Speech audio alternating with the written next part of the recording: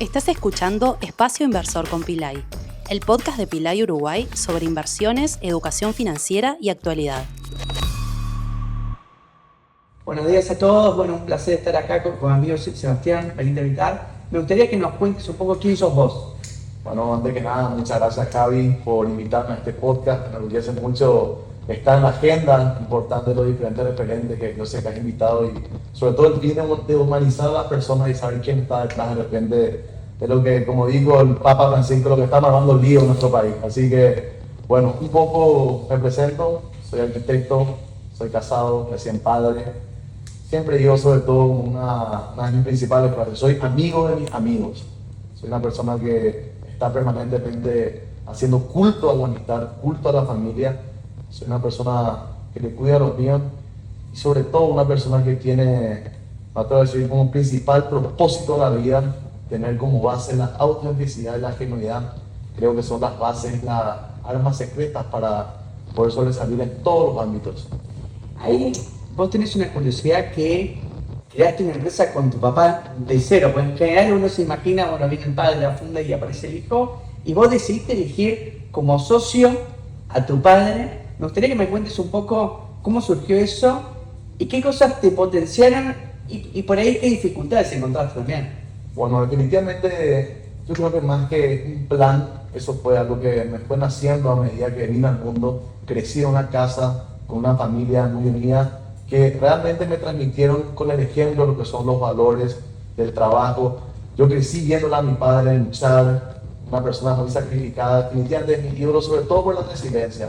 Yo creo que, bueno, hay muchas estadísticas que dicen que los primeros años de tu vida son los que te van marcando el norte y el futuro. Yo tuve la dicha de crecer en una casa, una familia que me dio mucha contención y sobre todo una base de pilares de lo que es el trabajo. Y más que el trabajo es la oportunidad de trabajar, es el poder valorar la oportunidad de trabajar. Como toda familia, como toda empresa, hemos tenido subas y bajas. Y bueno, creo que tiene un poco con mi carácter por absorber lo mejor y lo malo de cada uno de los momentos que me tocó vivir. Y bueno, entonces yo crecí bajo la línea de lo que es ver a una persona trabajadora que es, bueno, mi ídolo, que es mi viejo. Nosotros somos una primera y una segunda generación que fuimos creando una empresa. Pero quiero, antes de entrar a lo que significa la empresa familiar, entender un poco lo que nuestro sector realmente creció. La mayoría de las empresas de Paraguay, yo siempre parto de lo que son el sector público y el sector privado. El sector público tal vez son empresas que ya vienen de diferentes décadas y generaciones que pudieron traspasar tal vez culturas empresariales porque tuvieron realmente oportunidad de trabajar anteriormente por lo que fue el crecimiento del país. Sin embargo, en el sector privado, las empresas constructoras, yo creo que el verdadero crecimiento vertiginoso no data más de 2 décadas. Te diría, inclusive en los últimos 15 años, fue el verdadero crecimiento de esa empresa. Fue el verdadero momento en el cual los buenos ingenieros pasaron a crear buenas empresas. A raíz de eso, realmente, bueno, acá en Paraguay, más que empresas constructoras, son empresas gerenciadoras. Realmente se fue dando. Y en mi caso, muy temprano, como bien dije hace un rato, tuve esa lectura que tenía que trabajar temprano para salir adelante. Y bueno, y yo tengo un perfil más comercial, mi viejo que para mí es el mejor ingeniero del país. Y bueno, ahí te dije en mi cabeza, mira, me está tocando temprano remangarme, entender que quiero salir adelante. Le veía a mi viejo también peleando. Y bueno, ahí tuvimos una primera y una segunda generación que nos unimos para salir adelante. Anteriormente, antes que exista la empresa, mi padre era comercial, ingeniero, administrador, financiero. Y bueno, un poco el crecimiento de Paraguay afectó una ola muy importante, sobre todo en primer lugar en nuestro caso en el sector industrial, que la marca país de Paraguay empezó a recibir muchas empresas afuera y mi padre no podía hacer todo. Yo miraba, ahora tenía una visión de cómo le puedo ayudar. Yo estudié arquitectura, no podía estar en el oficio. Pero bueno, fue todo un desafío poder encontrar ese complemento, ese equilibrio, pero sigue siendo una mejora continua, no llevar a la casa bien acomodada, pero bueno, es una lucha constante, pero entendimos que el respeto sobre todo es lo más importante. ¿Y por qué decidiste utilizar el nombre familiar para el nombre de la empresa? Bueno, Paraguay yo creo que tiene una idiosincrasia muy particular. Cada país definitivamente tiene su nivel de desarrollo en el momento en el cual están viviendo en el presente. Y en Paraguay sobre todo es mucho del quién es quién, quién está detrás. En Paraguay es mucho de palpar, tocar, ver. no sé si la palabra es muy bien desconfiado, pero le gusta darle una identidad a la persona, porque es un país, el país de los amigos, en el cual el relacionamiento prima. Y bueno, con el tiempo vamos pasando a un plan más corporativo en el cual las credenciales van pesando por encima del nombre, pero en el momento que nosotros fundamos la empresa teníamos que decir quiénes somos, y tocó darle un poco una identidad a nuestra empresa por las relaciones que fuimos construyendo a lo largo de los años, y es una señal más de confianza, es una señal de que damos la cara, una señal de que estamos presentes, físicos, y mucho dicen el ojo, el amo engorda el ganado, por nosotros más bien le damos no tanto del punto del aspecto económico, sino el aspecto de la confianza, que estamos firmes con la gente que confía en nosotros. Inicialmente, ustedes arrancaron siendo una constructora en vez de una desarrolladora. ¿Por qué? Bueno, definitivamente nosotros tenemos una estrategia muy clara como empresa. Nuestro core business es la construcción.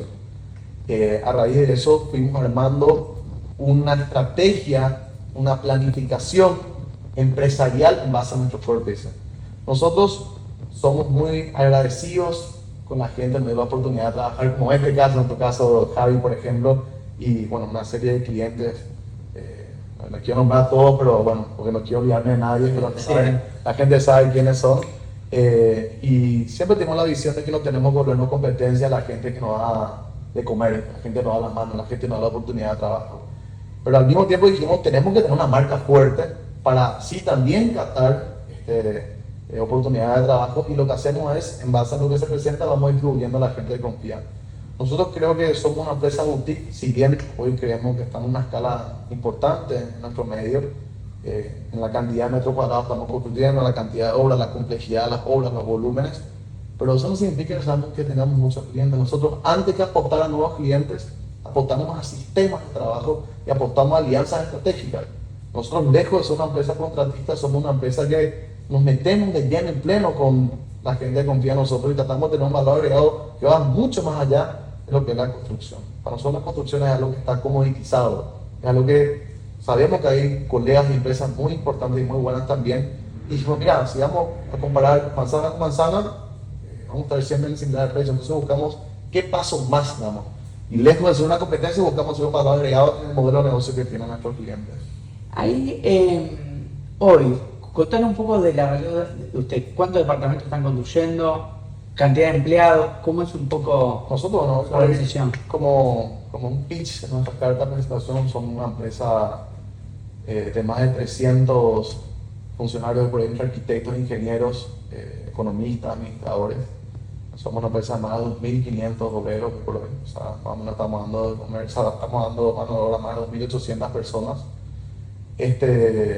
Al margen de eso, somos socios del primer fondo de inversión inmobiliario del país, focalizado en naves industriales, la cual es una empresa aliada, la cual somos accionistas, que es la empresa Razer, en un segundo día iré explicando. Tenemos cerca de 3.000 departamentos hoy por hoy en construcción y en proyectos ya cerrados, lanzados. Somos una empresa que contamos con ISO 9001, estamos aplicando ISO 41001 también. Estamos permanentemente contratando y buscando asesorías locales e internacionales para ir aumentando nuestra grado de corporativización y estandarización. Lo muy importante y me enorgullece decir, y espero que en este podcast que para el resto de que somos una empresa sin deuda. Eso es algo muy importante para nosotros en nuestro medio. Somos conscientes del giro financiero que existe y somos conscientes de lo sanos que estamos en ese aspecto. No tenemos deuda operativa, no tenemos deuda con proveedores, no tenemos deuda. Y eso un poco es nuestra fuerza hoy por hoy, y lo que nos permite tener un valor agregado también con los diferentes desarrolladores que estamos trabajando en poder acompañar a modelos financieros que vaya surgiendo, y somos conscientes que lo que buscamos es la temporalidad. Entonces buscamos a partir de ahí no solamente, como dije antes, tener esa lealtad por tener buen precio, sino también en regular por tener una muy buena relación personal, tener un valor agregado desde el punto de vista estratégico del modelo de negocio de cada uno, y ahí es parte de lo financiero, lo económico y lo comercial, ¿no? Ahí, Javier, hablabas un número sorprendente para poder estar escuchando, 3.000 departamentos en obra. ¿Cómo logran llevar esto a cabo? O sea, ¿cómo se organizaron o de qué manera te estructuraste en parte SEBA para decir, bueno, pasé de 1.000 a 2.000 a 3.000 y mantener la misma eficiencia? O sea, de control. A ver, entiendo que hay un punto que planteaste que también es clave, decir, ok, menos clientes, ¿no? y que ayuda un poco, pero al mismo tiempo hay un montón de obras. ¿No? ¿Cómo haces para decir seguimiento, etcétera, que se mantenga la calidad que usted quiera? Bueno, un dato también para darle un volumen, estamos cerca de 400.000 metros cuadrados de obra en este momento. Y yo creo que la clave más importante es tener una buena planificación, un buen organigrama y sobre todo saber decir que no. Ok. Partiendo de esa base, nosotros tuvimos 1000 oportunidades de poder participar en licitaciones públicas, tuvimos 1000 oportunidades de participar con nuevos clientes, pero nosotros lo que dijimos es queremos dar un paso a la vez, un paso sólido y sobre todo lo que buscamos más que organizar internamente es no organizarnos con el cliente. ¿Qué significa eso? Nosotros entendemos que este modelo de negocio cada vez se va a ir a un mayor grado de verticalización y realmente para poder tener una planificación y un crecimiento sostenible no se puede hacer unilateralmente, hay que hacerlo de la mano con el cliente, con el aliado. Y eso significa que básicamente nos volvemos con un departamento de obras que conocemos los procesos de nuestros aliados, ellos conocen los nuestros y trabajamos con una gran corporación. Es muy difícil trabajar con compartimientos estancos, es decir, que por un lado trabaja la constructora, por otro lado la desarrolladora. No, realmente hay que entender los procesos con una gran comunidad empresarial y a partir de ahí podemos realmente pensar en el customer experience que automáticamente bajo ese trabajo coordinado podemos llegar a un buen puerto. Somos conscientes también que hay que invertir en tecnología, hay que invertir en recursos humanos, hay que invertir en conocimiento, hay que entender de que lo económico va en segundo plazo, lo importante es que la empresa esté saludable, que el cliente esté contento con el servicio y sobre todo creemos que la atemporalidad en las relaciones tiene que ver cuidando en cada uno de los detalles. Después, con respecto al tema de los proveedores de obra, tienen una lógica similar a los clientes. Por ejemplo, yo te cuento que en Uruguay nosotros hay ciertos proveedores de obra que mantenemos en el tiempo. O sea, es muy difícil que lo cambiemos. Obviamente cotizamos siempre 3 y hacemos que se mantengan en la línea, pero sabemos que el que nos viene dando siempre en la tecla en algunos rubros que para nosotros son esenciales, se viene que manteniendo en el tiempo. ¿Ustedes ahí cómo juegan en base a esto, la cantidad y todo? A ver, ¿puede que el proveedor seguirles el paso? Porque también genera un desafío que para ellos mismos. Bueno, definitivamente nosotros, así como buscamos una verticalización casa para arriba, digamos, una desarrolladora, de cierta manera también buscamos una suerte de verticalización con los diferentes proveedores estratégicos. Evidentemente, es un análisis permanente, ver el comportamiento que ellos tienen de material, servicio, el aspecto financiero, económico. Nuestro modelo de negocio, de hecho, se está volviendo cada vez más financiero. Partiendo de esa base, existe un filtro muy importante que tiene que ver con la capacidad financiera de los proveedores y automáticamente hay una suerte de relación que mientras más capacidad financiera tiene, es posible que mayor equipo tenga, mayor recursos humanos tenga, mayores condiciones de tecnología tenga. Entonces, de alguna manera, por decantación propia, van quedando los proveedores estratégicos que vamos teniendo. Y también tenemos una política muy importante que es no negociar nosotros con la desarrolladora o directamente nosotros con los proveedores. Claro, si bien es una negociación, la manera de encarar en vez de solamente hablar de números, hablamos de costos. Vamos a planificar juntos qué es lo razonable para que que exista un volumen importante, seguro de ese volumen, pero al mismo tiempo es controlar las ganancias. Y no en el sentido de decir quiero que gane más, quiero que gane menos. No, organicémonos para que podamos crecer de manera sostenible juntos y que realmente todas las experiencias que vayamos ganando de manera de obra podamos seguir fallándonos y que lo económico nunca sea una molestia. Para eso existen mecanismos. Nosotros invertimos más cientos de miles de dólares en un software que se llama Presto, por ejemplo, que nos permite tener los ángeles en la bolsa de cemento. Entonces, a partir de ahí nosotros podemos realmente tener esa transparencia que se traslada tanto el proveedor como los clientes, y bueno, es como bien dije, una verticalización que nos permite crecer de manera sostenible, de manera responsable y sobre todo que teniendo en cuenta el formato del equipo ganador no se cambie. No, tal cual, a ver, te escuchaba, nosotros ahora nos encontramos con un volumen para Uruguay grande, tenemos 780 departamentos en construcción en este momento y obviamente uno se le empieza a acercar proveedores por todos lados, te empieza a tocar la puerta ahora, no sé qué, porque claro, son obras visibles, en algunos lugares estamos en un mismo lugar, 438 departamentos, y claro, y el volumen también de inversión es grande porque estás hablando de más o menos entre todo eso 80 o 100 millones de dólares. Entonces, claro, hay mucha gente queriéndose sumar, pero comparto de que uno tiene que elegir demasiado bien por el proveedor porque después tenés problemas de postventa, etcétera, hay un montón de costos que siguen con esto. Me gustaría que cuentes un poco cómo surgió REN, porque también tiene una particularidad que cuando leía sobre lo mismo, claro, es parte del Mercosur, estás metido en eso, idiosincrasia diferente, etcétera. Bueno, contanos un poco sobre eso. Bueno, particularmente yo siempre le digo a mis amigos que veniste a visitar constructora, si bien la palabra constructora lo encasilla como un core business de la construcción, realmente es una plataforma de atracción de inversiones. Personalmente me considero una persona muy abierta, me gustan las relaciones, me gusta profundizar relaciones y permanentemente ir adquiriendo conocimiento y sobre todo también de las diferentes sociedades más avanzadas de la nuestra. Eso me permitió tener una gama muy interesante, más que de contactos de amigos. Siguiendo esa línea, bueno, como bien te decía antes, nosotros no queremos ponernos competencia a nuestros clientes, por el motivo por el cual no volvemos desarrolladora. Montamos una meta muy interesante. La primera empresa que fundamos se llama Benítez Vital Constructora. La segunda, la cual nos aliamos con nuestros socios, amigos, hermanos Pedro Zucolilla y Sebastián Gorostiaga, se llama Reisa. Reisa es una empresa que está focalizada a la administración de proyectos de fondos de inversión focalizados a naves industriales y logística. Okay. Es casi una desarrolladora inmobiliaria bajo un instrumento, un vehículo financiero que nos aliamos con la empresa Cadien Casa de Bolsa, una empresa hermana también, que básicamente tiene tres focos.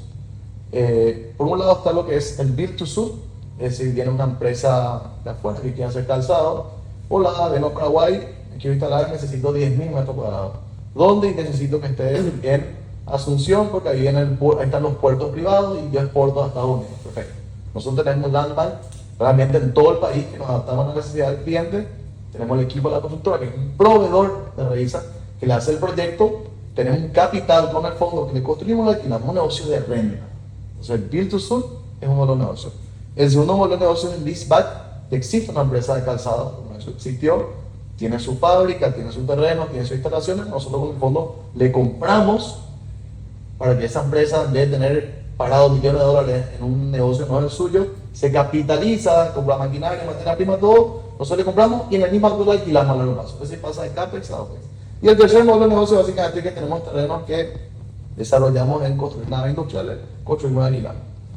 Siguiendo esa línea, viene una empresa de un gran amigo mío, João Camargo, que es un hermano de la vida hace muchísimo tiempo.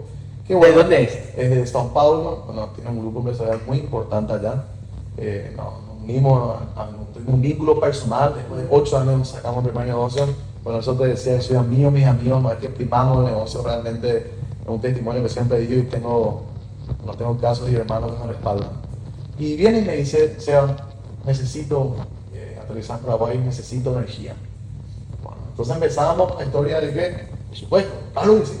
Entonces, sumado a eso también tenemos una empresa en Alejandro Zucolillo que se llama PEP, Parque Energético del Paraguay, que básicamente nos encargamos de recibir a las empresas que necesitan energía y somos el partner local y así tenemos una granja criptomoneda que tenemos más de 8.000 máquinas, estamos trabajando ahí. Eso es un tema aparte.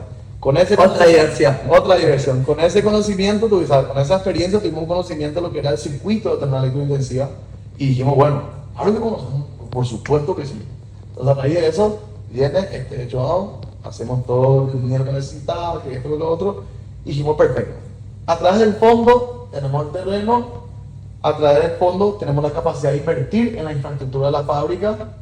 Sumado a eso, me interesa personalmente, nos interesa conmigo y con Ale, entrar como socio del negocio de REN.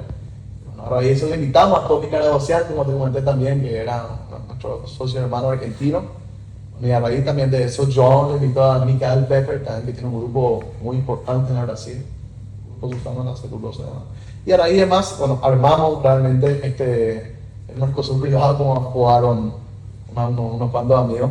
Y realmente estamos muy contentos porque nos dimos cuenta que éramos un reflejo, una juventud pujante en el Paraguay, que tiene muchas ganas sobre todo de levantar nuestra marca país en grandes mesas importantes como la que nos sentamos con la familia Caragocian, Camargo y Pepper.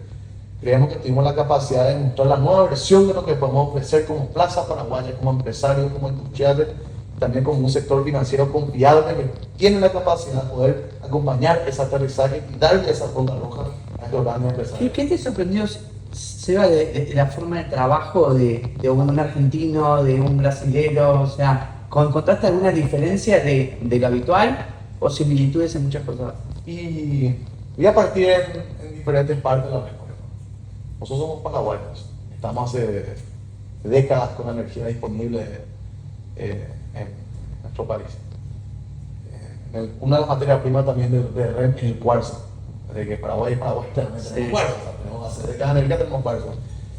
Y nuestro querido hermano John viene con una iniciativa de decir, mira, da la cosa que su abuelo participó en la construcción de Itaipú y dice, tenemos generaciones después para utilizar la energía que mi abuelo construyó y darle ese salto cualitativo al uso de esa energía para darle un paso industrial en nuestro país. Y celebro con él eso. Pero más allá de celebrar el modelo de negocio y lo económico, celebro la capacidad de exportar el conocimiento en mentes más desarrolladas porque tienen un país lógicamente más avanzado que el nuestro, que les permitió equivocarse más y tener más aciertos y logros y que le da una visibilidad diferente. Entonces, definitivamente, en el caso de Joao y también en el caso de Tommy, que lógicamente son potencias que están en el país, de decir a un vuelo de 2 horas, yo lo que más rescato, valoro, es la agresividad y sobre todo el conocimiento y más bien la visión que tienen en nuestro propio país. Y lo que sí rescato en nuestra mano paraguaya es tener la capacidad de tropicalizar y tener el coraje para poder también marcarle el respeto de igual a igual. Pero sobre todo yo creo que, como te dije al inicio, hay una base fundamental, creo que fue la estrategia, sin que sea una estrategia pensada, pero que pueda tener el día para que realmente funcione, que fue la autenticidad, la genuidad, el culto a la misma. Partiendo de esa base, podemos conquistar el mundo. No, la verdad que, a ver, uno siempre sueña hacer cosas con amigos. El tema, viste, la discusión de, bueno, si vale la pena o no, y bueno, que claramente, si uno consigue a las personas indicadas, suma, y creo que también te lo planteaba de otros países, creo que hay mucho para aprender de todos. Yo constantemente aprendo de acá, aprendo cada vez que estoy en Argentina, aprendo cada vez que voy a Uruguay. Me gustaría que nos cuentes un poco cuál fue tu primer proyecto inmobiliario. Sé que hiciste vos en forma personal algo en algún momento relacionado al inmobiliario. ¿Recuerdas? Bueno, nuestra empresa está en cumplir 36 años, motivo por el cual mi padre, en materia de oficio de la construcción, data de una larga edad, de una larga experiencia en lo que es el sector en sí. Pero como bien dije, en los últimos 15 años el país empezó a crecer de una manera más ascendente, con mayor velocidad en lo que es nuestro sector. En mi caso personal, con mi padre, ya la primera y segunda generación, quiero datar el año 2014, 2015, en el cual el Paraguay, en el gobierno de Horacio Cartes, no quiero meter política acá, pero considero que fue un gobierno excelente, que fue un twist en la historia del empresario paraguayo, porque nuestra marca país empezó a sonar diferente en la región y en el mundo. Siguiendo esa línea, empezamos a recibir diferentes empresas, sobre todo de Brasil, que bajo un régimen complicado, pero que siguen creciendo, iban probando de manera un poco más tímida lo que era el Paraguay. En esa beta entendí que esta empresa necesitaba un espacio. Cuando le digo a mi querido amigo y hermano Pedro Sucolillo, que hoy en día está liderando tal vez el proyecto más importante de la historia del desarrollo inmobiliario de Paraguay en materia de proyectos de uso mixto, de inicio, empezamos nuestro primer proyecto inmobiliario, que era una nave industrial de 3.000 metros cuadrados. O sea, arrancaste fuerte. 3.000 metros cuadrados y literalmente el resultado fue que en menos de 6 meses se alquiló y realmente fue un factor contagio para todo lo que iba. Fue el inicio de una gran historia. ¿Te acuerdas algún error que cometiste y cómo lo capitalizaste? Que por ahí en administración personal, en un proyecto, en algo que podía, pucha, sí, la verdad es que esto capaz lo hubiera hecho diferente. Sí, definitivamente. Nosotros, siempre digo, cuando da la casualidad que tengo que presentarme, hablar con un potencial aliado, cliente o amigo, es tanto lo que nos equivocamos que sabemos muchas cosas tal vez que no tenemos que hacer. Y siempre decimos que somos amigos de nuestros amigos y nos basamos en la confianza en la palabra de Dios. Y con el tiempo seguimos acumulando eso. Sin embargo, nos damos cuenta de la manera de cuidar las relaciones es tener un altísimo grado de corporativización. Nuestro mayor error fue no documentarnos como debimos documentarnos a pesar de que eran clientes míos. Tuvimos casos muy especiales en la ciudadanía empresarial que tuvimos muy malos contratos y que en un principio uno lo firma de buena fe y al no mirar los detalles, por más que sea amigo o no, si no está claro lo que uno firma, lo que uno se compromete en materia de alcance, en materia de diferentes cláusulas, se presta a la confusión, se presta a medias tintas y se presta a una muy mala pasada. Nosotros tuvimos diferentes crisis como empresa y si yo tengo que decir por ahí cuál fue nuestro principal error fue no haber enmarcado bien las reglas en los partidos que estábamos empezando a jugar. Porque uno en un contrato realmente, uno dice, en el momento de la euforia, de cerrar, puta, que voy a estar pensando en este detalle, en la guerra, en esto, lo otro, y sin embargo, es una manera de cuidar la relación, estar en esos detalles, porque uno, en una situación que no existe todavía el problema, van marcando diferentes posibles soluciones, con una frescura diferente, y bueno, y de esa manera uno va previendo un abanico, si no es un rubro muy complejo, un rubro manual. Si bien las obras industriales tienen un mayor grado de mecanización o de automatización al momento de su ejecución, sigue siendo un trabajo manual, sigue siendo dependiendo de personas, y al depender de personas estamos expuestos a errores. Y sumado a que hay factores externos que afectan de por sí lo que es una construcción en sí. Entonces, yo diría que ese fue nuestro mayor error. Sí, vos sabés esto que planteas de los contratos, es un punto que a mí me ha pasado varias veces, porque te encontrás, por un lado, lo que la persona interpreta que se escribió, y después del otro lado lo que se escribió efectivamente. Entonces, discusiones diciendo, no, yo tengo claro lo que está, o el grado que por ahí te pasa de la parte informal, que dice, bueno, te mando un presupuesto, no, lo quiero dejar por escrito, firmado. Mira, ahora, un detalle para irnos un segundo, estoy en mi casa haciendo toda una barbacoa de 100 metros, etc. Claro, me mandó el proveedor, le mandan a primero por WhatsApp, y le digo, no, dice que te pasa un poco más formal. Me manda un mail que en realidad me copió el WhatsApp y me lo puse en el mail, y yo le digo, buscando, bueno, yo voy a escribir un contrato que me firme, porque estás hablando de $60.000 que te voy a poner para esto. Le digo, yo necesito tener la garantía. ¿Qué pasa si no me cumplís? ¿Qué pasa con la forma de pago? ¿Qué pasa la postventa? O sea, hay muchas cosas que si uno te lo deja muy a la confianza, porque te cayó bien, podés encontrarte con unos problemas posteriores. Me gustaría también que cuentes, que hablaste del caso de Pedro con la perseverancia, que es un caso único. También cómo se formó, porque también vinieron gente de, si no recuerdo mal, de Chile a participar de la parte del proyecto global. Y uno se encuentra con una obra de esa magnitud como constructora y por otro lado edificios más chicos, sin tanta complejidad como tiene que ver como el de Vía Benzúa que estamos haciendo en conjunto. Contanos un poco qué similitudes y qué diferencias ves en eso.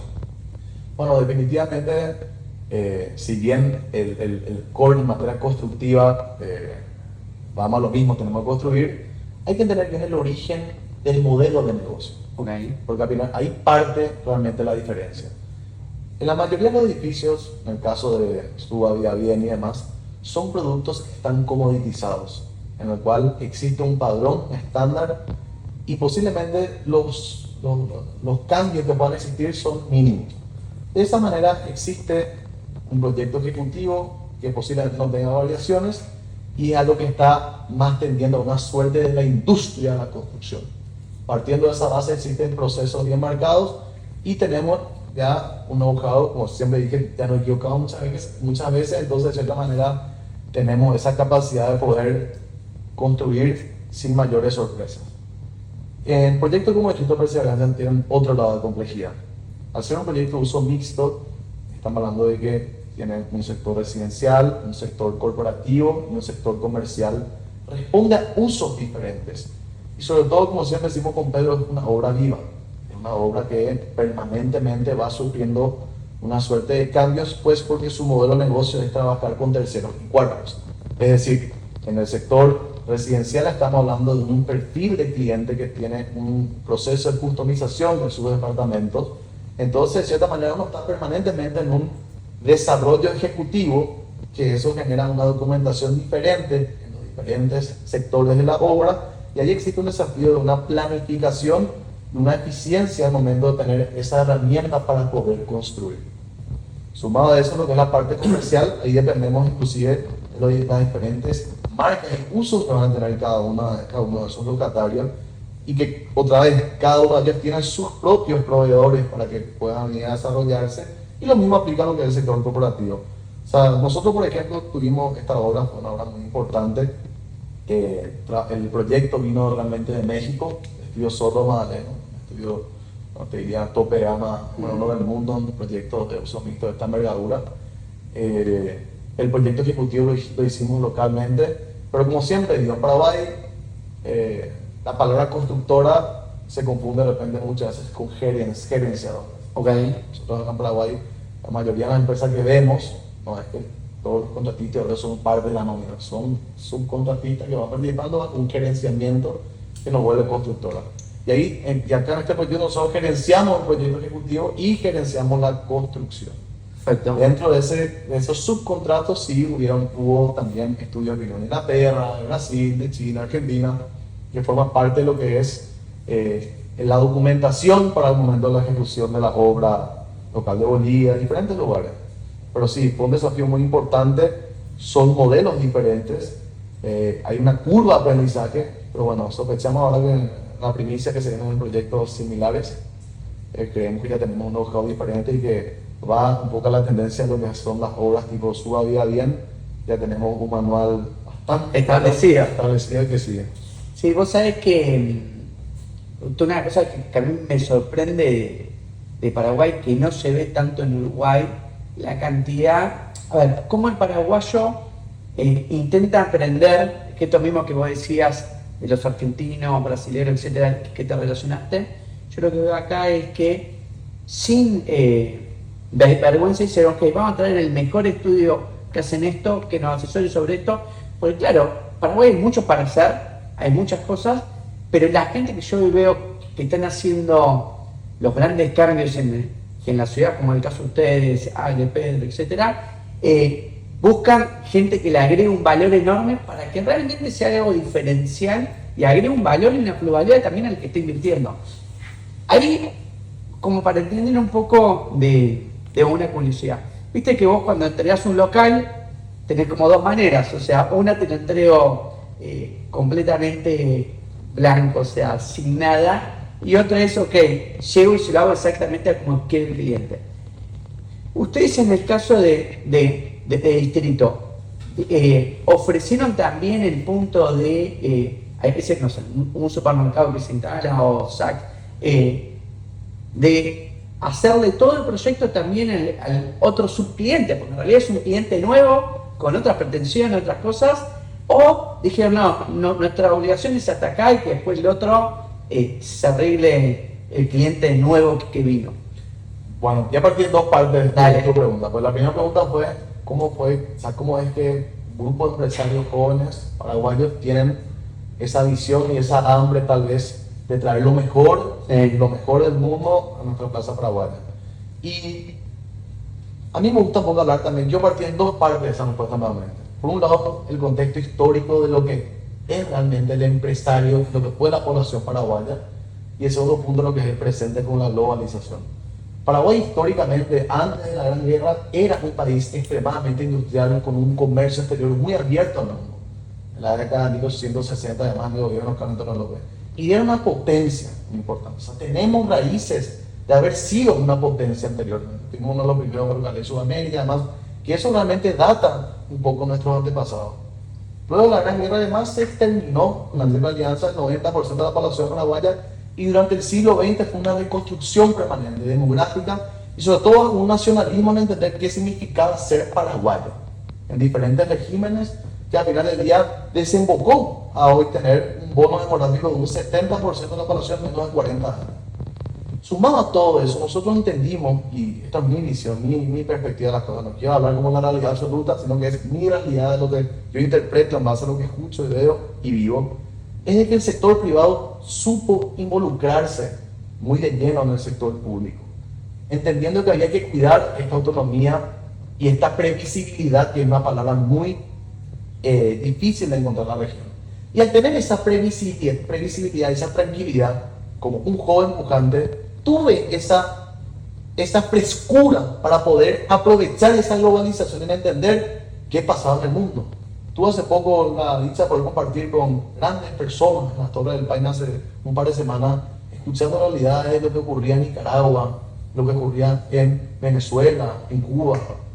Y uno dice, ¿cómo una juventud va a poder crecer recta sin esa distorsión, teniendo que vivir ese régimen que básicamente es invasivo, de represión, con una inestabilidad de todo punto de vista? Entonces, entendiendo esa tranquilidad que nosotros como juventud tuvimos esa posibilidad de aprovechar esa globalización, en entender, de tener esa frescura para poder decir, podemos traer al Paraguay.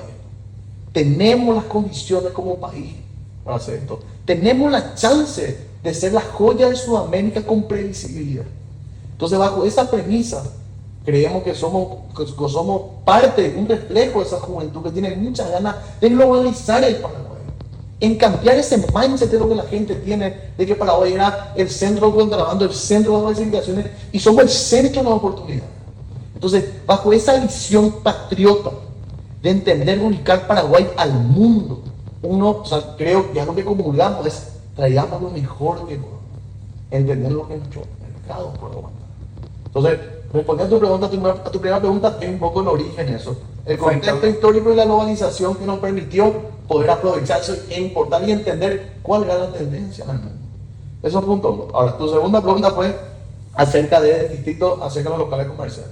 Sí. Como bien te decía, nosotros dentro de lo que es la campaña de verticalización, somos un departamento de obra de una gran corporación. ¿Qué te quiero decir con esto? Nosotros somos el más interesado en que el distrito Perseverancia le vaya bien. ¿Por qué? Porque mientras a ellos le vaya bien, nosotros vamos a ir bien, y comulgamos y tenemos ese factor empático para entender que son un gran grupo que hay que salir adelante. Bajo esa premisa hay que hacer lo que haya que hacer para que esto funcione. Si significa hacer un proyecto ejecutivo, un anteproyecto, nosotros nos ponemos la camiseta y es lo que tenemos que hacer. Como modelo de negocio, el formato que le entrega al distrito es en el formato gris, y cada marca, en base a su manual de marca, a su tarjeta, hace lo que tiene que hacer. Como espíritu y colaboración del gremio, estamos a disposición para que haya lo que haya que hacer para que esto lo haga. Perfecto. Ahora te quería preguntar más del plano personal. ¿Cuál es tu cable a tierra? O sea, ¿cómo te desconectas? Hoy por hoy tengo la felicidad de lo más profundo de mi ser, de mi hueso y alma, de haber sido padre, de que tengo un hijo tranquilo, que vino sano al mundo, tengo una esposa maravillosa, me acompaña en todo, y yo todo mi proceso, estamos hace 15 años juntos, hace este año, casi la mitad de mi vida. Entonces, siguiendo esa línea, soy un bendecido de poder tener una familia con la forma que tengo, que es una familia empática, unida. Nuestra vida y María estamos juntos, primando lo que disfruta la familia, y lo económico nunca fue un factor que no estuvo en la mesa. Sumado a eso, tengo un padre, una madre y un hermano que son mi debilidad. Me cuesta hablar bien de él, imagínate que se escucha algo malo, porque realmente es una persona muy emotiva y son realmente mi pilar absoluto. Y sumado a eso, soy una persona que mis amigos son mi vida también. ¿Y tenés algún hobby? Hoy me gusta mucho hacer ejercicios, me gusta mucho jugar golf. Entonces, si ando a haber enviado esa combinación, espero que siga eternamente. Me gusta estar al aire libre, me gusta el agua, me gusta el sol. Entonces, el ejercicio más el golf, eso me parece una buena compañía, es realmente mi escape, y espero tener la oportunidad de tener la mente libre para hacer eso. ¿Y cómo te llevas con los viajes? O sea, ¿te gusta durante el año ir a algún lado? O sea, ¿hay un destino que no te ceba? Siempre que se pueda, lo ideal es salir, refrescarse. Tengo 2 lugares en el mundo, Madrid y Miami. Definitivamente son capitales del mundo que reúnen todo lo que yo busco. Pero permanentemente estamos con ganas de tener la época del año de salir, escaparnos con mi familia, o luego con mis amigos, o luego en conjunto. Pero sí, claro, lógico. ¿Y te picó que alguna vez me hiciste decir, uy, estaría bueno construir en Miami o en Madrid? Más que construir, definitivamente sí tengo intenciones. De hecho, estoy en un proceso de internacionalización de mi grupo empresarial. Eh, tengo base hoy por hoy también en Dubái, en Estados Unidos, que estamos en un proceso ahora mismo de empezar a desarrollar inversiones. Bueno, nosotros siempre, hoy por hoy, tenemos esa visión de aprovechar Paraguay que está en su momento pico, pero ya nos estamos preparando para el futuro, ¿verdad? Pensamos como región, entendiendo que tenemos que ser un país que tenga cohesión con las diferentes potencias del mundo. Somos fanáticos de la Sudamérica anti-guerra, que tenemos que entender cuál es hoy por hoy la estrategia como región ante el mundo. Entonces, en materia de prioridades, está aprovechar que tenemos como Mercosur para aprovechar el mundo, pero sí, definitivamente dentro de la campaña de diversificación está bien a Estados Unidos. ¿Te acuerdas algún consejo que te dieron en este tiempo? Y te sumo algo más, algo que por ahí lo tenés como leitmotiv tuyo. Yo realmente tengo muy claro que la adversidad le construye el carácter al ser humano. A medida que uno va teniendo diferentes situaciones, va forjando su carácter y va teniendo una nueva versión mejorada.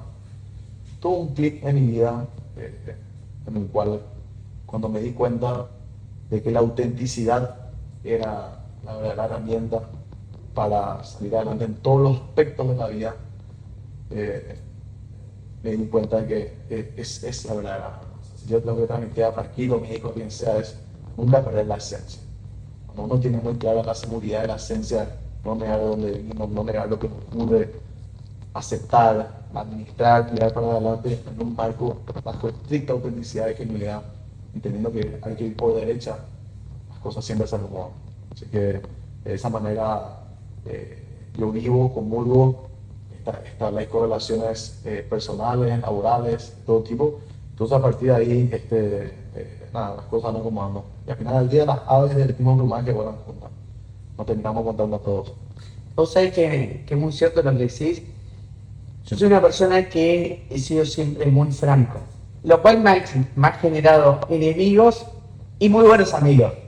Porque creo que en el fondo la gente, cuando se da cuenta que detrás de esa franqueza viene una sinceridad y una amistad, me ha dado muy buenas satisfacciones desde el punto de vista de la amistad y desde el punto de vista también, de negocios.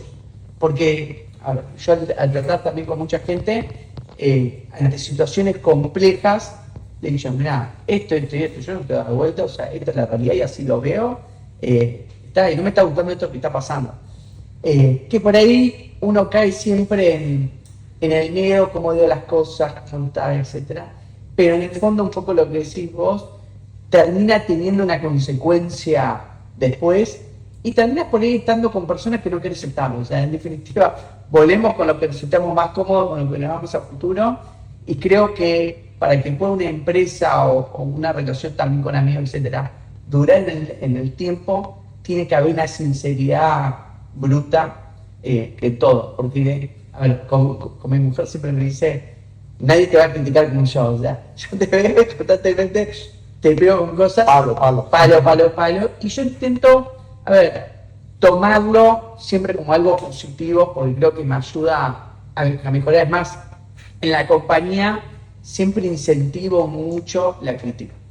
O sea, pegarme, olvídate que soy el gerente general, el presidente de la compañía, el dueño, dejalo de lado. Si ves algo que no te gusta, decímelo. Obviamente siempre tiene ese tema de relacionamiento difícil a veces, que se escucha, bueno, pará. Pero te ayuda a repensar a veces algunas ideas y buscar una vuelta de tuerca mejor. Como para cerrar, ¿te imaginas trabajando con Franquito? O sea, te lo pones como meta, ya se me falta mucho, pero ¿te imaginas eso en el futuro? Sería un sueño, definitivamente. Yo, dentro del modelo de crianza que tuve, mis padres siempre me dieron la confianza de desarrollarme, de equivocarme, y sobre todo de que naturalmente las cosas vayan tomando su rumbo. Claro, obviamente me dio las herramientas y los límites de cuáles son los caminos que uno tiene que elegir, la ética, la moral, sobre todo lo que uno busca en materia de qué espera para su hijo. Hoy en día esto cada vez está más complejo con la tecnología, con el acceso a la información a temprana edad. Entonces es un verdadero desafío para mí darle la misma educación que me dieron mi mujer a Franquito, entonces me voy a concentrar en eso. Y la educación, no quiero forzar a nada, o sea, definitivamente sería un sueño de que él venga, esté al lado mío, que le pueda transmitir todo lo que me tocó vivir, pero le dejaría a él que tome la elección. Obviamente voy a inducir y persuadir para que quiera, sin duda alguna, conociéndome, voy a preparar el campo, pero al final del día voy a decir mi querido. Bueno, muchas gracias. Bueno, recomiendo a todos de que sigan lo que va a hacer haciendo Seba, y sobre todo porque, como ven, en Paraguay lo que nos encontramos es gente joven que está cambiando el mundo.